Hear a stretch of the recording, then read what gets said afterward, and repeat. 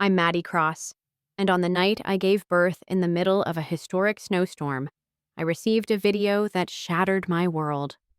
While I was screaming my son into existence, my husband was in Vegas, passionately kissing another woman in front of hundreds of cameras. But that was only the surface. Beneath it lay a web of lies, murder, and secrets powerful enough to bring down a government. Before I share my story, tell me where you're watching from in the comments, and hit like and subscribe if you've ever overcome something you thought was impossible. Trust me, you'll want to hear what happened next. The contractions hit just as the weather forecast upgraded from severe to historic. Through our bedroom window, Denver disappears yeared behind a wall of white fury, the kind of storm that makes the city forget it ever knew how to function. My hands shook as I dialed Ethan's number for the 7th time, each ring echoing in the empty house like a countdown to something I couldn't name yet. Hi, you've reached Ethan Cross. I'm currently changing lives through innovative healthcare technology. I hung up before his voicemail finished its corporate poetry. Another contraction gripped me, stronger this time, and I bent over the kitchen counter, breathing through it while snow pelted the windows like tiny fists demanding entry. The medical conference in Vegas, that's where he said he'd be. 3 days of networking, he'd promised, kissing my 8-month belly before leaving. Nothing exciting ever happens at these things, Maddie, just PowerPoints and bad coffee. The baby wasn't supposed to come for another month. When the next contraction hit only 4 minutes later, I knew I couldn't wait anymore. The emergency line put me on hold. Apparently, half of Denver had the same idea. Through the phone, I could hear sirens in the distance, probably stuck somewhere in the mounting drifts. My car sat useless in the garage. I'd never make it 2 blocks in this weather, let alone to Presbyterian Hospital. That's when I remembered Harold next door, the retired firefighter who still shoveled his walk at 73 and kept his old Ford pickup running like it was still 1985. I wrapped Ethan's college sweatshirt around my shoulders. It still smelled like his cologne, that expensive stuff he started wearing after the IPO, and stumbled through the connecting gate between our yards. Harold answered on the second knock, took one look at me, and grabbed his keys without a word. "Martha," he called to his wife, "get some towels and meet us at the truck." The ride to the hospital blurred into a symphony of contractions and windshield wipers fighting a losing battle. I clutched my phone like a lifeline, watching Ethan's contact photo, that perfect smile from our Aspen anniversary, while another call went unanswered. Harold's rough hand found mine at a red light. "He'll get here," he said, but something in his eyes suggested he'd seen enough of life to know better. The hospital doors slid open to chaos. The storm had overwhelmed everything. Noah arrived at 11:47 p.m., screaming his protest at entering a world this cold. The delivery room was nearly empty. Just me, one exhausted doctor, and a nurse who kept checking her phone for updates on her own family trapped across town. No husband holding my hand, no video for the baby book. Just me and this tiny, perfect person who didn't care that his father was missing the most important moment of our lives. I was holding Noah for the first time, marveling at his impossibly small fingers wrapped around mine, when my phone buzzed. Unknown number. Normally I'd ignore it, but something, call it new mother's intuition or just the strange electricity of the storm, made me tap the message open. A video link. "Thought you should see what your husband's really doing in Vegas." My finger hovered over the play button. Noah made a small sound, like a question, and I almost deleted it. Almost chose ignorance. But I'd been a journalist once, before I gave it up to follow Ethan to Denver, to support his dreams. Old habits die hard. The video was live-streamed from some charity auction, the kind where rich people pay too much for wine to feel good about themselves. Crystal chandeliers, designer gowns, the usual cast of people who mistake wealth for worth. And there, center frame, was my husband, my Ethan, the man who'd promised to rush home if anything happened. He was kissing Sloane Harper. Not a polite cheek kiss, not a congratulatory embrace. The kind of kiss that speaks of history, of hotel rooms, of lies upon lies. Sloane Harper, the media consultant with the perfect smile and the TED Talk about authentic leadership in the digital age. Her red dress cost more than our monthly mortgage. His hand was tangled in her hair. The timestamp showed 20 minutes ago. While I was screaming his child into existence, he was playing out some Hollywood cliché in front of half of Vegas. My phone exploded with notifications. The video was already viral, had snowstorm baby, hashtag Vegas CEO, hashtag caught in the act. Someone had screen recorded it, added crying emoji over my husband's face. The internet had found its scandal of the week, and I was the punchline. A nurse poked her head in. "Mrs. Cross, there are some reporters in the lobby asking about." "Tell them to go to hell," I whispered, pulling Noah closer. He was the only real thing in a world suddenly made of broken glass. Outside, Denver continued to disappear under the weight of the storm, but it was nothing compared to the avalanche burying everything I thought I knew. By morning, the storm had exhausted itself, leaving Denver wrapped in deceptive peace. But inside Presbyterian Hospital, my room became a bunker. Security guards posted outside after 3 different news crews tried to sneak in. My phone, finally silenced, showed 847 missed calls. The video had crossed 1 million views. "Maddie, it's Angela. Don't talk to anyone else." The text came from Angela Chen, a reporter I'd worked with back when I still believed journalism could change the world. "You're not just dealing with a cheating husband. Meet me in the hospital cafeteria. Come alone." I shouldn't have gone. Should have stayed in my safe room with Noah, pretending the world outside didn't exist. But that video had lit something in me. Not just hurt, but the old instinct to dig deeper, to find the story behind the story. Angela sat in the corner, baseball cap pulled low, looking nothing like the polished anchor Denver knew from the 5 o'clock news. "Your husband's company just signed a classified contract with the Department of Defense," she said without preamble. $300 million for battlefield medical AI. "And you, my friend, are now the most watched woman in America while holding files from your investigation into defense contractor fraud 2 years ago." The coffee cup slipped from my hand. I'd forgotten about those files buried in our home office, the story I'd killed because Ethan asked me to, because it would have complicated things for his startup. "Someone's already looking into you," Angela continued. "FBI, maybe CIA. They think this whole scandal might be a foreign intelligence op to access those files through you. Maddie, you need to—" "Mrs. Cross." A security guard appeared. "Your husband is here." Through the cafeteria windows, I saw him. Ethan stood at the reception desk, still wearing his Vegas suit, now wrinkled like his excuses probably would be. But it was what I saw next that made my blood freeze. As he argued with security, something fell from his jacket pocket. A hotel keycard. But the logo wasn't from Vegas. It was from the Ritz-Carlton Denver, date stamped 3 weeks ago. Angela followed my gaze. "That's what I was trying to tell you. The Vegas trip? He never went. TSA records show he's been in Denver the whole time. Whatever's happening, Maddie, it's bigger than an affair." I stood on unsteady legs, my body still raw from delivery. I need to get back to Noah. But I knew, walking back to that elevator, that there was no going back. Only through. And somewhere in this maze of lies, I'd have to find the truth. Not for the story, but for the tiny boy depending on me to be stronger than I'd ever been. They say the best revenge is living well. I chose something different, living honestly. 3 days after Noah's birth, I published a blog post titled "What They Don't Show in the Viral Videos." Not a tell-all, not a victim's lament, just truth.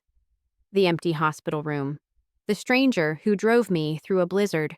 The way my son's first cry sounded like hope despite everything crumbling around us. I didn't mention the files or the FBI's interest.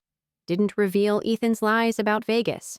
Just painted a picture of a woman choosing to rise while the world watched her fall.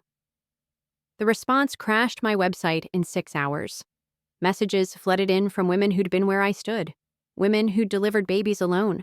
Who'd discovered affairs through social media. Who'd had their private devastation become public entertainment.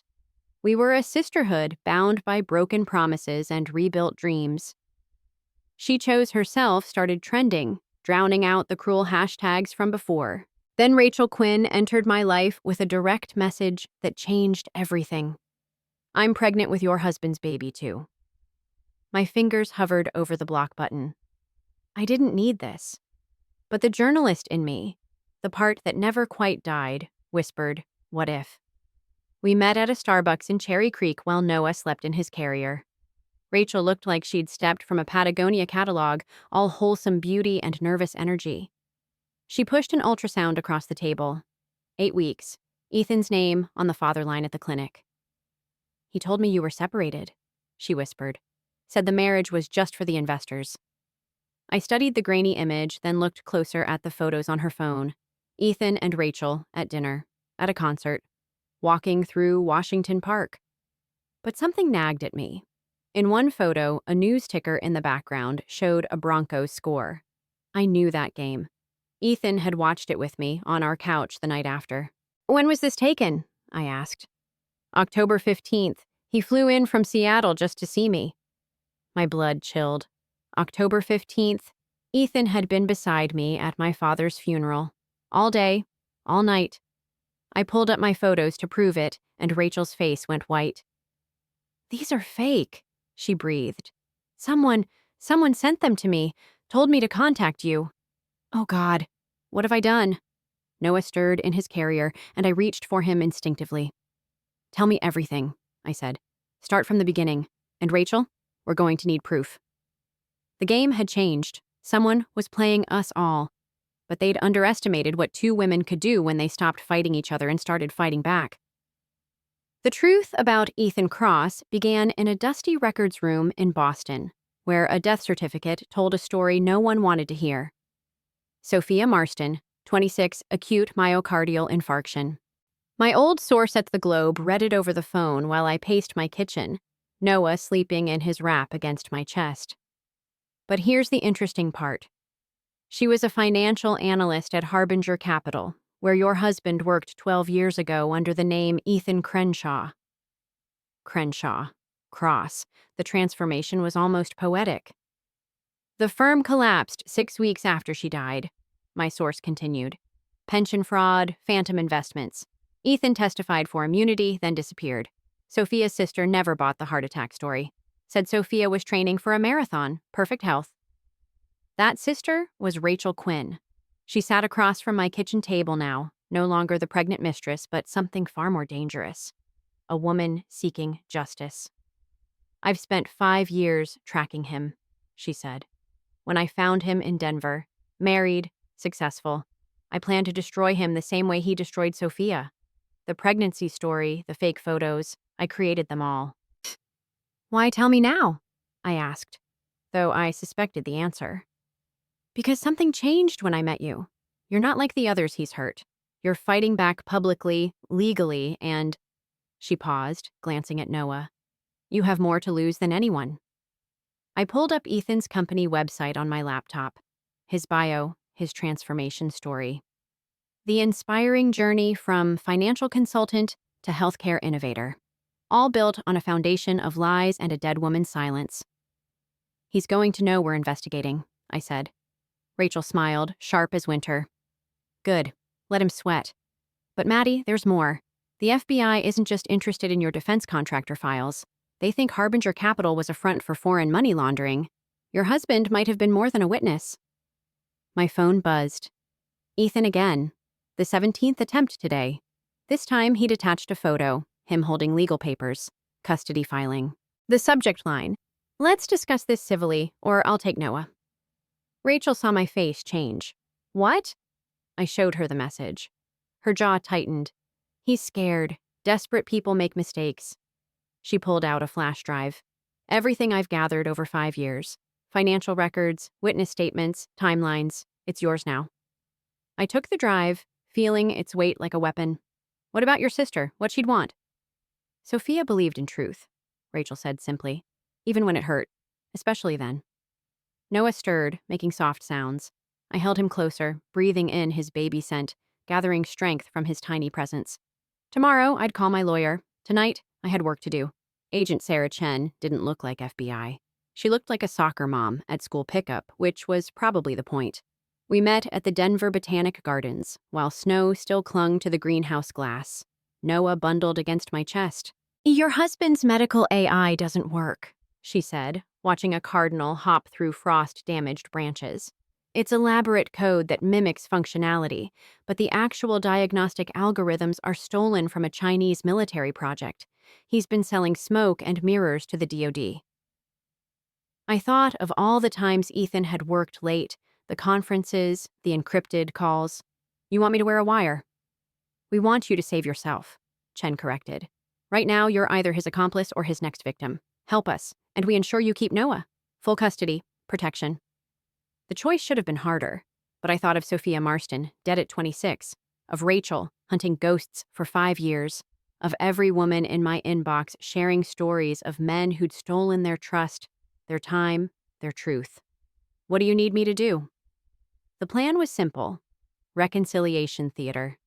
Ethan was already desperate, his calls increasingly frantic as investors started asking questions. I'd agree to meet to discuss co-parenting while wearing enough surveillance equipment to catch a confession. He chose the Brown Palace for our meeting. Of course he did. Same hotel where he'd proposed 4 years ago, back when I believed his origin story, his vision, his love. Maddie, you look beautiful, he said when I arrived, and for a moment, I saw the man I'd married. Charming, confident, convincing. Then I remembered the wire taped to my ribs and the agents in the van outside. Tell me about Sophia Marston, I said instead of hello. His face didn't change. Ethan had always been a spectacular liar, but his hand trembled reaching for his water glass. Ancient history. You've been talking to her crazy sister. Tell me about the medical AI, the real one, not the performance you've been selling. This time, he smiled. You always were too smart for your own good. Fine. You want truth? The technology works, just not ours. But the DoD doesn't need to know that until after the next funding round. It's business, Maddie, not personal. Sophia's death wasn't personal? His mask slipped. Sophia was going to destroy everything over some misplaced ethics. The fund needed to survive. Sacrifices were made. By who, Ethan? Who made that sacrifice? He leaned forward, voice dropping. You think you're recording this? You think they're listening? He pulled out a signal jammer, military grade. I've been doing this longer than you've been alive, sweetheart. But here's the thing. It wasn't me who killed her. It was your new friend Sloane. She's the one who switched Sophia's heart medication. I just benefited from the outcome. The wire was dead, but I had something better. Rachel, sitting 2 tables over with a directional microphone and a phone live streaming everything to a cloud server. Checkmate. Ethan appeared at my door at 2 a.m., 3 days after his arrest and release on bail. The FBI had enough to investigate, but not enough to hold him. He looked like hell, unshaven, hollow-eyed, wearing the same clothes from the booking photos. They froze everything, he said from the doorway. Accounts, assets, even my passport. Sloane's gone, probably halfway to a non-extradition country by now. I didn't invite him in, but I didn't close the door either. We stood there, threshold between us, while upstairs Noah slept peacefully, unaware his father was unraveling below. I loved you, he said, and for once it might have been true. In my broken way, I loved you. But I loved control more, always have. When you get too close to someone, they can destroy you. Sophia learned that. Almost taught me the same lesson. You let Sloane kill her. Not a question anymore. I let Sloane be Sloane. She saw a problem and solved it, just like she tried to solve you when you started digging. Those fake photos sent to Rachel? That was meant to be your destruction, a bitter wife attacking innocent women. But you turned it into something else. You always were unpredictable. Is that a threat? He laughed, bitter as black coffee. I'm done threatening. I'm done everything, but I need you to know. Sloane's not finished. She's got connections, resources, a particular hatred for loose ends. You and Noah aren't safe while she's free. So what? You're offering protection? Playing hero now? I'm offering a trade. I know where she keeps her insurance files, evidence on everyone she's ever blackmailed, including me. Help me get them. I'll give them to the FBI. She goes down, you go free, Noah grows up safe. I studied the man I'd once promised to love forever. Even broken, even exposed, he was still playing angles. But maybe that was useful. Why should I trust you? Because, he said simply, I'm tired of being the villain in my son's story. Maybe I can't be his hero, but I can remove the monster under his bed. Every instinct screamed no, but I thought of Noah upstairs, of the life he deserved, of the shadows Sloane could cast from whatever corner of the world she'd hidden in. One condition, I said. Rachel comes with us. She deserves to see this end. His jaw tightened, but he nodded. Fine. Tomorrow night, Sloane's Denver penthouse. She never changed the codes. Arrogance was always her weakness. I watched him walk away, shoulders bent against more than cold. Tomorrow, we'd either end this or end up like Sophia, but at least we'd face it with eyes open, no more lies between us. Even monsters could choose their final act. The Denver penthouse stood empty. Sloane had been gone for weeks, but her safe remained, hidden behind a Rothko painting that cost more than most people's homes. Ethan knew the combination. Of course he did. They'd shared everything except conscience.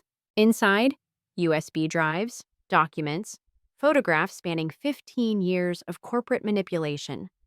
But the real treasure was her backup server password, written in her precise handwriting on a single card. For insurance, it read, burn after reading. We didn't burn it. We gave it to Agent Chen. The FBI raid on Sloane's cloud storage made international news. 3 senators, 2 federal judges, and 16 CEOs found their darkest secrets exposed. Sloane herself was arrested at a private airfield in Montenegro, her pilot having been persuaded that cooperation beat conspiracy charges. At her trial, I testified for 6 hours. Ethan testified for 12. Rachel sat in the gallery every day, finally seeing justice for Sophia. When they read the verdict, guilty on all counts, she didn't cry. She just nodded, like closing a book she'd been reading too long. Ethan got 5 years, reduced from 20 for cooperation. The company dissolved. Investors compensated from seized assets. He lost everything except supervised visits with Noah once monthly in a facility that smelled like industrial disinfectant and broken promises. I'm sorry, he said during that first visit, Noah babbling in my lap. For all of it, for choosing wrong every time it mattered. I didn't forgive him. Forgiveness wasn't mine to give. It belonged to Sophia, to Rachel, to the daughter I'd been before I learned to suspect every smile. But I nodded because Noah would need to know his father had tried, at the end, to choose better. 2 years later. The book signings still surprise me.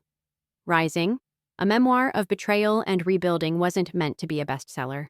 It was therapy that accidentally resonated with millions who'd had their trust shattered and chose to rebuild anyway. Noah toddles through our new life in Portland, where rain washes everything clean and nobody cares about Denver scandals. He has Ethan's eyes, but my stubbornness, my refusal to accept easy answers. Rachel runs a foundation now, supporting families of white-collar crime victims. We have coffee monthly, 2 women who found sisterhood in the strangest circumstances. She's dating a teacher, someone simple and kind who thinks her crusade against corporate corruption is heroic rather than obsessive. Ethan writes from minimum security. His letters go unopened into a box marked, when Noah's ready. Maybe 18. Maybe never. Time will tell. The last line of my book reads, freedom isn't the absence of scars. It's choosing which battles leave marks worth bearing. Tonight, Noah sleeps peacefully while Portland rain drums against windows.